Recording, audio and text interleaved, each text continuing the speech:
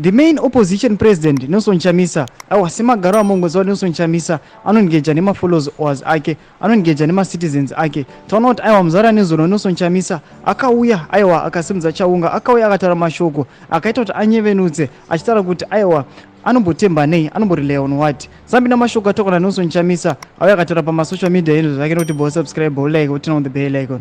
Nokuti anoya paendo pake onyora achiti the way. And every single day I look at my life and realize how difficult and impossible it would be if I had not taken the way of Jesus Christ. There is power in the name and blood of Jesus Christ. Jesus Christ is the way, the truth, and the life.